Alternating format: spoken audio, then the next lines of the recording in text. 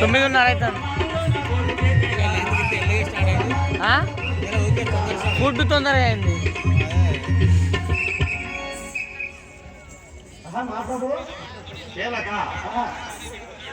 అయోధ్య నగరం పరిపాలించినట్టు దశరథ మహారాజు గారి పెద్ద కుమారుడనైనా నా నామను శ్రీరామచంద్రుడు.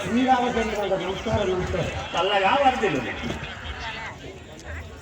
అయ్యా మీరు ఎటు సేవక మా పినతల్లి ఆజ్ఞ మా తండ్రి ఆజ్ఞ చేతు వహించి 14 సంవత్సరములు అరణ్యవాసం పోవడానికి వెళ్ళి ఉన్నవాడు. 12 సంవత్సరాలు. 14 సంవత్సరాలు. 14 సంవత్సరాలు. 2 సంవత్సరాలు ఎక్కువ. అవును.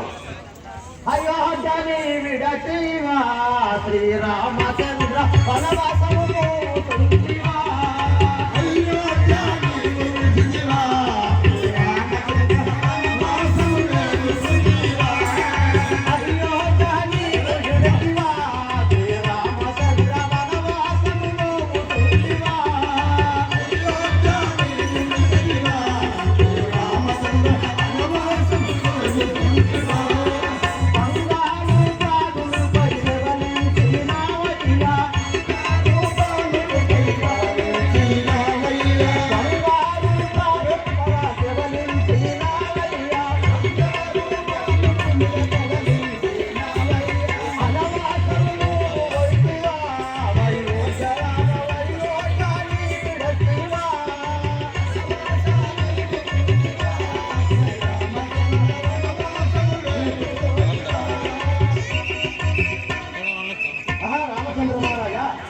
మీరు అయోధ్య విడిచి అనవాసము నీ పినతల్లి ఆజ్ఞ చేత నీ తల్లిదండ్రి ఆజ్ఞ చేత పోతున్నారా?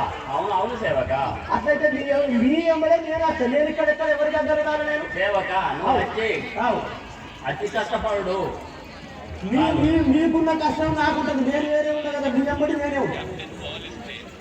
ఓ సేవక, నీవు మా ఎంబడి వచ్చటానికన్నా మా తమ్ముడైన భర్త రాజేంద్రుడు ఇక్కడనే ఉన్నాడు కాబట్టి అతనితో పాటు నువ్వు ఇక్కడే ఉండి సుఖంగా ఉండుము. అంటే మేమంటే వరం ఇస్తే మేము పోతాను. నీకెవరు వరం ఇచ్చిండు? నువ్వు అక్కడనే ఉండి నువ్వు ఆయనతో అక్కడ ఉండమంట. నమస్కారం. అవును. అవును సేవక. చల్లగా వర్ధిల్లు. ఓ శ్రీ